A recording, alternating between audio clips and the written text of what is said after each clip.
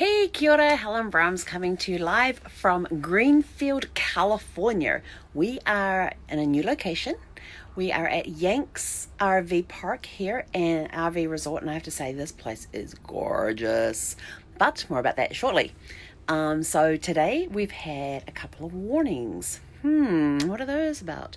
We went to leave the park in Marin County at 9 o'clock this morning, and we usually turn the engine on when we're getting ready to go, because after everything's unplugged we turn the engine on so we can pull the slides in, put the front shade up, and pull the jacks up, the leveling jacks. And so we did all of that, got in there. Okay, time to leave. We drove out of our parking space, out of our site. We're driving down, and I suddenly glanced down and, oh, we have a warning light. What's that all about? So Dad said, just stop, turn the engine off, start it again, see if it happens again. It did. So we pulled up outside the campground, found a parking space, pulled in there, and called Good Sam Roadside Service to find out what we needed to do with this warning light. And meanwhile, we had also Googled the owner's manual for the engine side of things and found out the warning light was an emissions warning. So we called Good Sam and said, what do we do? And they said, well, here's a couple of places that you can take it to get it looked at.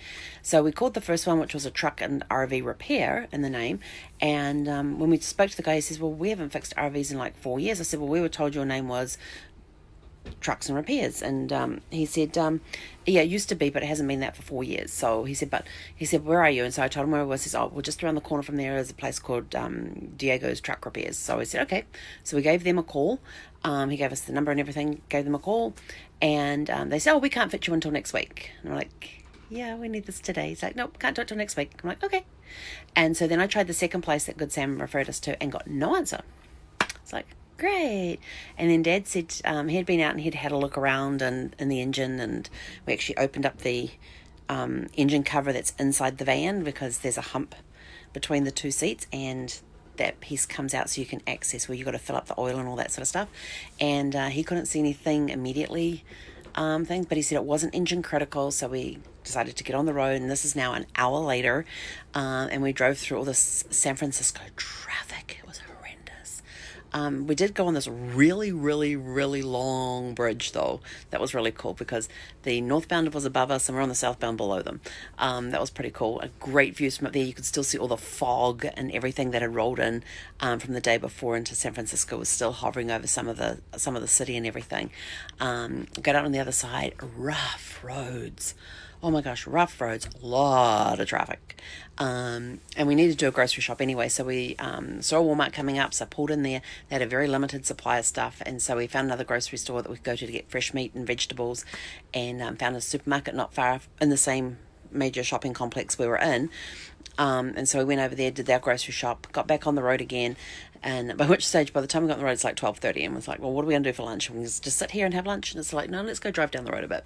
So we were rounding off the road, and Dad sees a sign for a county park. So we go to get in this county park, and they wanted to charge us $6 to go in there and eat lunch. I'm like, can we just turn around? And they says, yeah, go over there. So then we found some other road to turn off, and went down and found some place to park outside some business thing somewhere. And there was this huge parking area, so we just pulled in and had lunch there, and very dusty. But we eventually got on the road. We got down here. We got here just before 4 o'clock this afternoon. We weren't rushing or anything. We're just taking our time. And so we got down here to the park to find out that their office and the gate close at 4 o'clock. And so we were in just under the wire, so they were able to get here. But this park is gorgeous. They then said, oh, we're going to have Michael escort you over to your site and help you back in. I'm like, okay, thinking, we've got narrow roads, because if somebody's going to help me back in, let's see what happens. So he drove us around the park so we could come in the right direction, because we had to do this big loop because we were facing the wrong way to get in, to back into the park correctly, into the parking space. And so we have one of 6 back-in parks. There are 62 deluxe pull-throughs and 12 premium pull-throughs. And so our site is 50 feet long, which is great. Concrete pad, leveled. It's got a side off to the area, a bit off to the side with a picnic table and a grill. The other side has all the utility hookups and everything.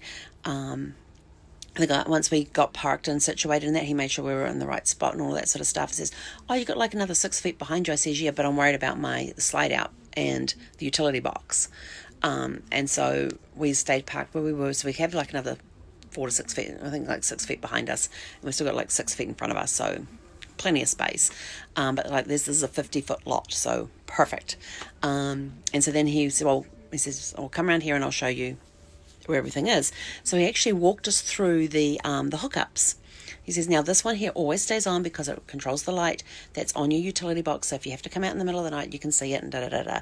Okay, fine. He said, this is where you hook up and this is where the switch is. And you got the 2 water outlets here. This is where the sewer goes. And, explained all that to us and then left us to it. And we got all hooked up and everything else. Then we went to, and when we checked in, we got warned. See, second warning, 2 warnings today. We got warned about the high winds in the area. And of course, we're coming in and the trees are going like this. And some of the trees are bare on one side and leaves and branches all on the other side because you can tell which way the winds come in. But around 3 o'clock every afternoon, the high winds kick up. It's just a thing of the area.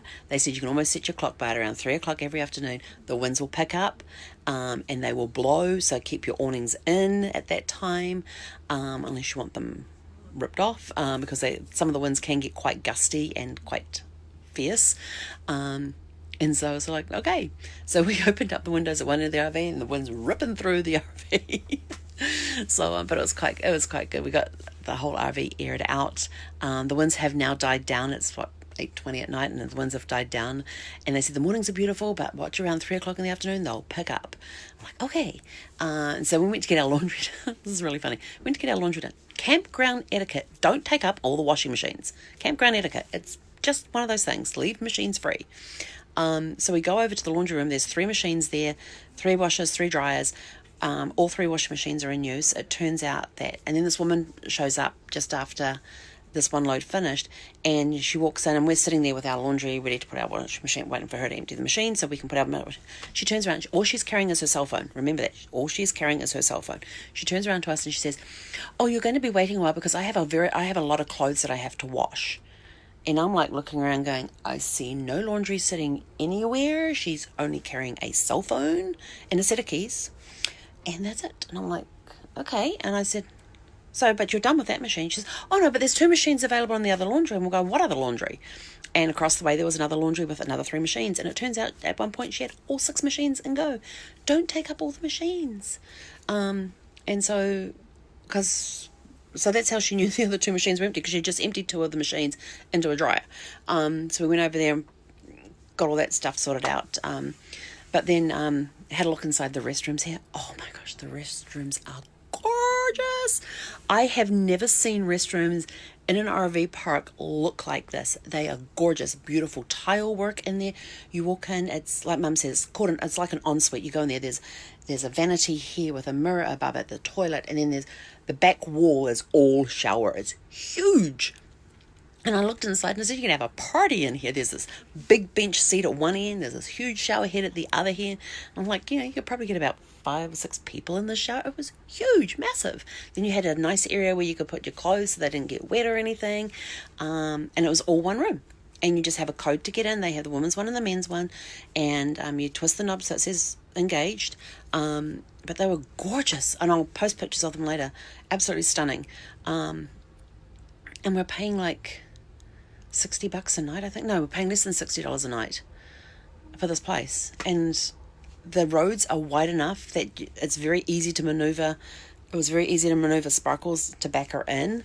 And getting out of here is not going to be a problem. All the pull-throughs, plenty of space. Nice wide lots. And I thought, man, we're paying less than, paying just over $50 a night for this thing. It's like, they should be charging way more, but I'm not going to tell them because I want to come back. Because over the back fence behind us, they are going to be building a air museum. Now, the people that own this RV park also own the air museum that's in Chino, California.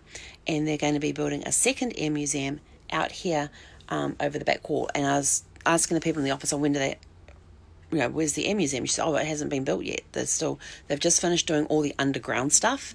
And she said, I'm not sure when they're starting construction, but they're going to be starting it soon. So she didn't have an official start date or anything for the foundations to be laid, but apparently all the roads have now been put in, all the underground utilities and everything are now in. So now they're ready to go lay the foundations and start building this thing. So it may be a year or two before they actually open the air museum, but I can't wait to come back and check out the air museum. And I'm trying to remember if they have an RV park next to the museum in Chino, because if they do, guess who's going to be going and stopping there at some point in the near future to go check out the air museum. I love my warbirds, what can I say? So I'm looking forward to coming back here at some point once the museum is open, and I don't know if at that point they will raise their rates or anything, but we'll see. Hopefully they don't, but it's absolutely gorgeous here. It's one of the nicest RV parks we have been in out of all the RV parks that I have stayed in on this trip. Including before the trip once I moved into the RV. This is the nicest one we have stayed in. Nice wide roads, big sites, and there's landscaping between each site, so there's trees and shrubs and all that between each site. Gorgeous landscaping. The public areas are it's super clean around here, super clean, and we don't have to go looking for dumpsters. They've got trash cans every other row, so very easy to get to, and like for us, we're like right across the street from it, so Mum was happy she didn't have to go wandering and looking for the garbage. But super nice place, really clean. So our 2 warnings today was our emissions warning light came on, and the high winds that are here at this RV park. Those are our 2 warnings for today. So where will we be tomorrow? We don't know if we're going to stay here the second night or not, or if we're going to move further south. But I know Sunday we're going to be hitting Escondido, so I'll be back in San Diego at that point. It's kind of like, I'm ready for this trip to be over, but at the same time I don't want it to end, because if once we end this trip, my parents go home.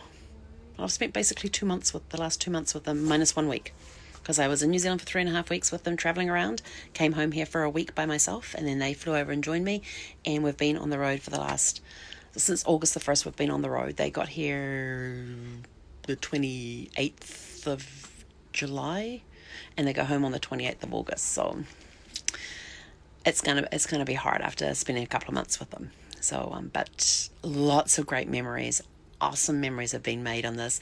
Super blessed to be able to spend this time traveling with my parents. It's been awesome, and the memories we have created, the fun we have had, it's been well worth the time. We've had a lot of fun. Not everything went according to plan, but overall, it's a pretty good, take it as it comes. You just got to go with the flow when things change.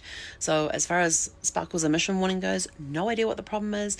Not sure if we'll wait till we get back to Escondido to get it fixed or looked at or whatever, but we'll keep an eye on it and see what happens. She didn't misperform at all today. Put my foot down, should respond. Brake should respond. So I'm not sure what the emissions warning is for, but we'll figure it out eventually. But anyway, have a super fantastic sparkling evening, and we'll either be back here tomorrow at this place or we'll be somewhere else. We haven't decided yet.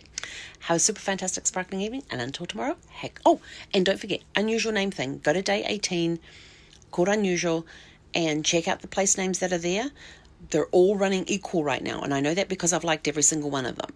So we need somebody to win on Friday, not have everybody draw. We need one winner, one winner. So please go there, check out the unusual place names, add your own ones that you've been to, like the ones that you like, that tickle your fancy or whatever. If you like them, love them, whatever. But the one that gets the most reactions to it will win something on Friday. Okay? Have a super fantastic sparkling evening, and catch you tomorrow. Hakonera.